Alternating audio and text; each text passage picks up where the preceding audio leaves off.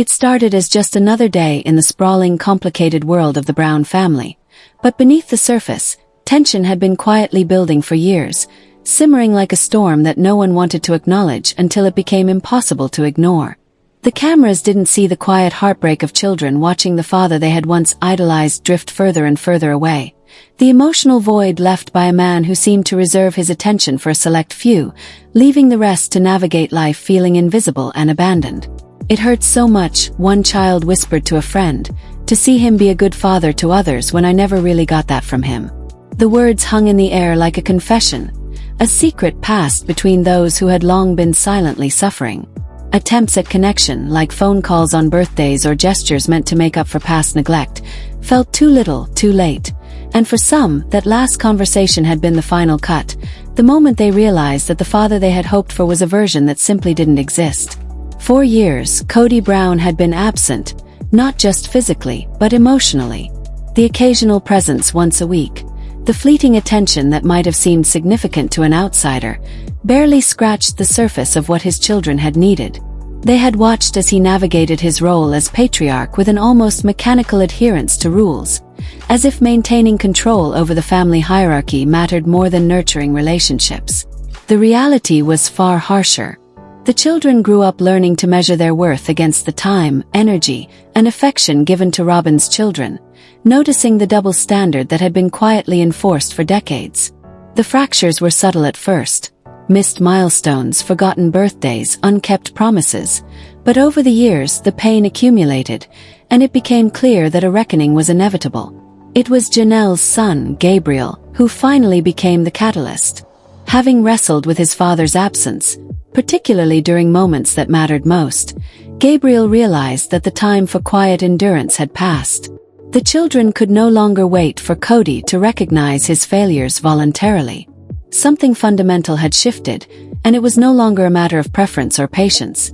It was a matter of survival, of reclaiming their own voices and asserting the respect that had been denied to them for so long. The gathering was arranged under the guise of a family reunion, but everyone involved knew the truth. This was not a celebration, it was an intervention. Years of pain, of watching their mothers leave, of feeling secondary in a family that had promised love and unity, all came to a head in a meeting that none of the Brown children would forget. From the very start, the tension was palpable. Christine's children, long estranged from their father due to his shifting priorities, joined with Janelle's wounded warriors, those who had felt the sting of broken promises and absent guidance most acutely. Mary's child, Leon, offered a perspective shaped by 3 decades of observation, the unique vantage point of a firstborn witnessing both the rise and collapse of a spiritually bound family. Robin's children, in contrast, were largely absent, their exclusion underscoring the favoritism that had been one of the root causes of the meeting. This division, unspoken yet undeniable, set the stage for what was about to unfold. 18 voices united in pain and frustration, ready to confront a father who had consistently chosen others over them. The initial moments of the meeting were tentative, a fragile attempt at civility that lasted only minutes before the floodgates opened. One by one, accusations poured forth, each child recounting specific instances of neglect, favoritism, and broken promises that had shaped their lives. The abandonment was the first to be addressed, a wound that ran deep. Gabe and his siblings recounted the countless birthdays, holidays, and everyday moments that Kody had missed, choosing instead to spend his energy elsewhere. The pain in their words was palpable, a mixture of anger, disappointment, and long-suppressed sorrow. Favoritism quickly followed, the children pointing out how Robin's children received attention, resources, and love that was systematically withheld from others. While Kody had been building a mansion and celebrating milestones with Robin's family, the other children watched their mother struggle, their voices unheard and their needs minimized. The financial grievances were equally pointed. Children raised questions about money, about promises made and broken, about the allocation of resources that seemed to benefit some while leaving others in precarious positions. Kody's discomfort was obvious, a rare crack in the armor of the patriarch who had long controlled the family narrative. Broken promises were recounted in excruciating detail. Isabel's spinal surgery, moments when Kody had assured presence and support only to vanish. milestones that went uncelebrated, commitments made and abandoned, leaving a trail of hurt that could not be ignored. It was not anger for the sake of drama. It was the raw articulation of grief and betrayal, a demand to be recognized and validated. Kody's response followed a pattern all too familiar. Initial denial, followed by blame directed at the mothers, a portrayal of himself as the victim of circumstances, and finally, anger aimed at intimidating the very children who had mustered the courage to confront him. But these were no longer small children. They were adults, many of whom had worked through trauma in therapy and were prepared to stand their ground.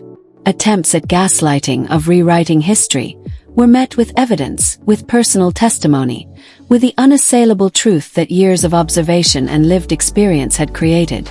Gwendolyn, with her meticulous documentation, brought receipts, quotes, and dates that left Kody speechless. Isabel recounted with tears how she had faced major surgery without her father present, a wound that had never healed. Garrison spoke of the fishing trips, the shared projects, the father-son moments that vanished during critical years, leaving a sense of loss that no apology could fully repair. The meeting quickly evolved from a confrontation to a revelation. The children were no longer seeking debate. They were seeking recognition. Each story layered upon the next, a tapestry of emotional truths that highlighted the inequities, the neglect, and the favoritism that had fractured their family. While Robin's children were carefully shielded, their absence only amplified the point. Two classes of Brown children existed, divided not by birthright but by the inconsistent presence and attention of their father. Questions that Kody could not answer hung in the air, like, why do Robin's kids get a different father than we did? The silence was deafening, a testament to the truth that had been painfully obvious to all involved. Even as Kody attempted to justify his actions by citing the complexities of plural marriage, the children remained unyielding. They were not critiquing the concept. They were critiquing execution, accountability, and fairness. Their unified front, bolstered by years of shared pain and recognition of each other's experiences, became a force that no denial, no victim narrative, no anger could dismantle. As the meeting progressed, the air grew heavier, charged with the weight of years that had gone unspoken. Every accusation, every recollection, felt like opening a wound that had been stitched too hastily, only to tear open again. The children's voices, once tentative and careful, grew louder, more insistent, each word a hammer striking at the wall of denial Kody had built around himself. The abandonment charges were relentless. Janelle's children, the ones who had felt the absence most sharply, spoke of moments when their father had been expected, had promised to show up, and failed to appear. Birthdays went uncelebrated, holidays passed with empty chairs at the table, and ordinary days, simple shared moments, were lost forever. One child recounted with trembling voice the day he had hoped for a father-son fishing trip, only to see Kody leave for Robin's household, the promise of connection replaced by yet another instance of absence. The cumulative impact was devastating, an emotional ledger that Kody could not easily dismiss. Favoritism emerged next, the accusation that seemed to pierce the family's heart most sharply. The children spoke not just of physical absence, but of disparities in attention, emotional energy, and financial support. Robin's children were repeatedly cited as examples of this inequity. Birthdays meticulously celebrated, milestones attended with unwavering presence, gifts and opportunities provided without question. Meanwhile, the other children, despite their own accomplishments and needs, had long struggled for acknowledgement, watching as their father invested disproportionately in another household. The question, unspoken yet crystal clear, hung over the room. Why had their experiences, their pain, and their growth mattered less? Each child added layers of detail, examples carefully remembered, dates and events documented to support their claims. The cumulative effect was undeniable. The evidence of favoritism was not abstract. It was lived, remembered, and witnessed by all present. Financial grievances followed, cutting as sharply as emotional ones. Questions were raised about the management of family resources, the construction of homes, the undeveloped and indebted Coyote Pass property, and the money allocated to Robin's household. The children recounted sacrifices their mothers had made, contributions that went unnoticed or unacknowledged, and a lack of transparency that had left them feeling invisible and undervalued. Kody's discomfort was palpable. For once, the patriarch could not hide behind spiritual explanations, excuses, or rationalizations. The children were demanding accountability for concrete, tangible issues, ones that affected their security, their childhood stability, and the lives they were now building as adults. It was a reckoning in the truest sense, a confrontation with the decisions and priorities of a man who had promised so much yet consistently failed to deliver. Broken promises, perhaps the most emotionally devastating of all, were recounted in painful detail. Isabel's spinal surgery became a symbol of the neglect that permeated the family's history. Kody had promised to be there, to offer comfort and support during a moment of vulnerability, and yet he was absent. Garrison spoke of the father he had once known, the hero of his early years who disappeared during critical moments of growth and need. Logan, often regarded as the golden child, admitted to intentionally creating distance to protect himself from the inevitable disappointment of unmet expectations. Each story compounded the narrative of a father who had prioritized convenience, favoritism, or avoidance over the emotional well-being of his children. The children did not demand perfection. They demanded presence, honesty, and acknowledgement, simple truths that had been denied for decades. Kody's defense was predictable but striking in its audacity. Initial denial gave way to blaming the mothers, suggesting that Christine had turned her children against him, that Janelle had undermined his authority, that Mary's parenting had contributed to estrangement. When these defenses failed to sway the assembled children, Kody positioned himself as the victim of a conspiracy, claiming that he had sacrificed everything, that he alone bore the weight of family burdens, that the attacks were coordinated against him. His frustration escalated to anger. His voice raised, his finger pointed, an attempt to intimidate those who were no longer children but fully aware adults. Yet his tactics fell flat. The children were prepared, armed not with malice but with years of observation, therapy, and undeniable proof. The emotional walls he sought to erect could not contain the tide of truth pouring forth. The most powerful moments came when argument gave way to raw emotion. Isabel broke down, recounting the excruciating pain of facing major surgery alone, the emptiness of a father who had promised support and failed to show up. Garrison described the profound loss of their relationship, the father he once trusted and admired who vanished during a critical chapter of his life. Gwendolyn presented meticulously documented evidence, dates, quotes, and specific incidents that left Kody speechless, unable to gaslight or deflect. Even older children, who had learned to live with disappointment, shared stories of continued absence and neglect, reinforcing a pattern that had spanned decades. Madison's reflections extended beyond her own childhood to the next generation, noting the lack of involvement with grandchildren and the perpetuation of neglect. The pattern was clear. Absence, favoritism, and broken promises had defined their family experience, and Kody's attempts at justification only underscored the disparity. Questions about Robin's children remained central, though carefully framed. The children did not overtly attack Robin, yet the implications were impossible to ignore. Consistent attention, emotional presence, and prioritization of her children contrasted starkly with the experiences of siblings from other mothers. Kody's inability to honestly acknowledge this favoritism was glaring.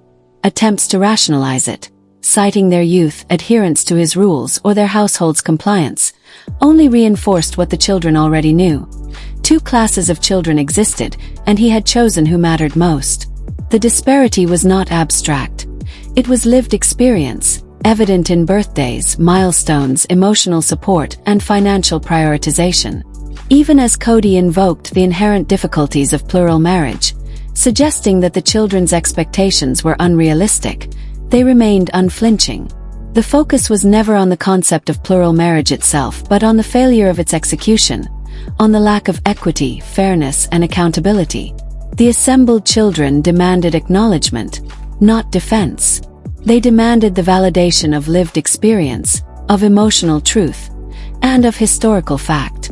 The meeting became less a debate and more a revelation, a collective airing of decades of pain, neglect, and disappointment. Every anecdote, every accusation, every tear brought clarity to what had been an unspoken truth. The family had fractured not because plural marriage was impossible, but because the man at its center had failed to uphold the responsibilities he willingly accepted. By the end of the meeting, exhaustion and emotional clarity coexisted.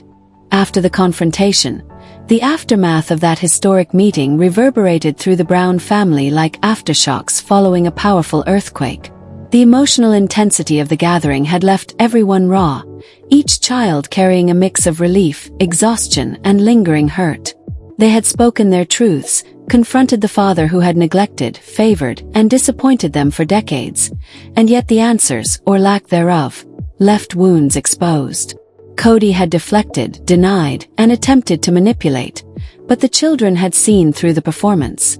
For the first time, they realized that the man they had hoped would change, who they had wished would recognize and validate their pain, might never be capable of the self-reflection required. Some faced this truth with bitterness, some with sadness, and some with a cold clarity that allowed them to separate their own identities from the failures of a father they had once idolized. The unity of the children across 3 maternal lines was perhaps the most striking outcome. They had long been divided not just by household, but by years of uneven attention, favoritism, and physical absence, yet in the face of injustice, they found solidarity. Christine's children, who had long felt alienated from Kody's world, embraced the siblings of Janelle and Mary in a show of mutual understanding and support. The trauma they had endured, which once isolated them, became the very foundation for connection. Conversations that had been whispered or avoided for decades now became affirmations. Shared stories of missed milestones, neglected birthdays, and broken promises created bonds that even Kody's attempts at manipulation could not fracture. They had discovered a new form of family, one that did not require their father's approval, validation, or presence, yet still carried the weight of their shared experiences and the desire for recognition. Robin's children, meanwhile, remained largely absent from this convergence, a fact that spoke volumes. Whether shielded by their mother or by their father, their exclusion underscored the deep divisions within the family. The other children's criticisms had been careful yet pointed. Robin's children received attention, resources, and affection that were systematically withheld from others. Questions about fairness, love, and equity lingered, unspoken but heavy, prompting the children to reassess the nature of their father's relationships. For many, the absence of reconciliation or acknowledgement only reinforced a bitter truth. 2 tiers of Brown children existed, and they had no guarantee that the privileged tier would recognize the pain of the others. The inequity, obvious and sustained, became an enduring source of resentment and reflection. The fallout was not just emotional, it was practical, affecting family structure, finances, and future interactions. Questions about the Coyote Pass property and its mounting debt remained unresolved, highlighting the broader consequences of mismanaged priorities and unequal investment.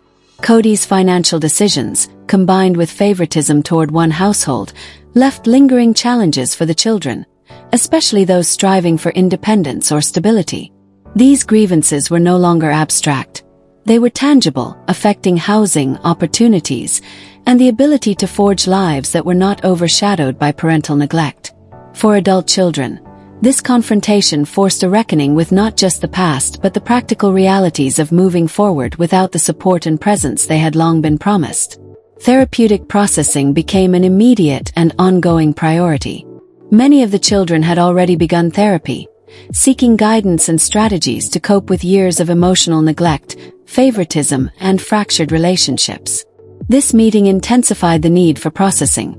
Trauma that had been buried under years of silence resurfaced in vivid detail, requiring careful navigation to avoid traumatization while still asserting personal truths. Sharing stories with siblings created a new layer of healing, recognition, validation, and emotional solidarity, but it did not erase the pain. The process of disentangling love, loyalty, and disappointment became a central challenge, as the children had to acknowledge the father they had, not the father they had wished for, and reconcile the emotional gap left behind. Public attention became an inevitable component of the story. Social media platforms, interviews, and eventual television coverage turned private grief and family reckoning into a public spectacle. Children like Gwendolyn and Pawn, already documenting their experiences online, emerged as voices representing a generation asserting accountability. Their stories, widely shared and scrutinized, transformed a private confrontation into a narrative that no longer belonged solely to Kody. For viewers, this transparency offered an unprecedented window into the realities of a plural family from the perspective of its next generation. What had once been dramatized on television through the experiences of wives and conflicts between adults now took on the weight of lived childhood experiences and long-term consequences, with the children taking center stage in a story they had largely been absent from until now. Despite the intense confrontation and public attention, the meeting did not yield traditional reconciliation. Kody remained defensive, unwilling or unable to fully acknowledge his failings, leaving the children with difficult choices. Some resolved to limit their interactions, protecting themselves from continued emotional harm. Others opted to leave doors open but with guarded expectations, recognizing that while a relationship might exist in name, it could never reach the emotional depth they had long hoped for. The realization was painful. Accountability was not guaranteed, and change was unlikely. Yet within this difficult truth, a strange empowerment emerged. The children had found their voices, asserted their truths, and reclaimed agency in a family structure that had long marginalized them. Underlying all of this was the growing sense that the Brown family experiment, as structured and executed by Kody, had failed the very people it promised to nurture. The children's perspective was unflinching. Plural marriage was not inherently flawed, but the implementation, management, and priorities of a father who wielded control unevenly left deep scars. They were the living evidence of these consequences. 18 lives shaped by neglect, favoritism, and inconsistent presence. Their willingness to confront these realities head-on marked a generational shift. The narrative would no longer be dictated solely by adults or by Kody himself. These children, now adults or near adults, had become arbiters of truth in their own story, demanding recognition of pain, fairness, and accountability. In the weeks that followed, the dynamics within the Brown family continued to shift. Cross-mother-sibling relationships strengthened, creating a support network independent of Kody's influence. The days, weeks, and months following the historic confrontation were unlike anything the Brown family had experienced before. What had started as a tense meeting, a reckoning with a father long absent in body and spirit, had rippled through every corner of the family's lives, leaving no relationship untouched. For the children, the immediate aftermath was a mix of relief and sorrow, empowerment and grief. They had spoken their truths, faced a father who refused to fully acknowledge his failures, and emerged not broken but transformed. Yet the weight of the past remained, pressing down with memories of lost time, broken promises, and milestones that would never be reclaimed. Each child carried both the scars of their experiences and the fragile hope of carving out a life independent of a father who could not give them what they deserved. The confrontation had altered the family's hierarchy in ways that were undeniable. The unity among the children from different mothers, a rare and powerful force, had shifted the balance of influence within the family. Cross-mother relationships, previously tentative or strained, had strengthened under the pressure of shared grievance. Christine's children, who had long felt marginalized, had forged bonds with Janelle's and Mary's children, creating a support network independent of Kody's approval. These alliances were not merely emotional. They were practical, shaping how holidays were spent, how family decisions were approached, and how resources were allocated. Meanwhile, Robin's children remained largely isolated from this new unity, a visible testament to the favoritism and inequities that had sparked the confrontation in the first place. Their absence at the meeting was a silent but potent symbol of the divisions Kody had allowed to fester for decades. The emotional processing was far from over. Therapy, reflection, and discussions with trusted mentors became lifelines for many of the children. The confrontation had reopened old wounds. Isabel's surgery without her father, Garrison's lost father-son moments, Madison's observation of neglect extending into the next generation, and countless other examples of broken presents and broken promises. Each child had to navigate the dual reality of asserting their pain while continuing to function in a family system dominated by a father who could not fully acknowledge his failures. Some embraced anger, some leaned into sadness, and some approached acceptance with a sober determination to protect themselves from further harm. The journey was ongoing, and the confrontation was only the beginning of a long process of reckoning and healing. Financial questions, too, lingered like shadows over the family. The Coyote Pass property, with its mounting debt and stalled development, became a symbol of unfulfilled promises, a tangible reminder of what could have been.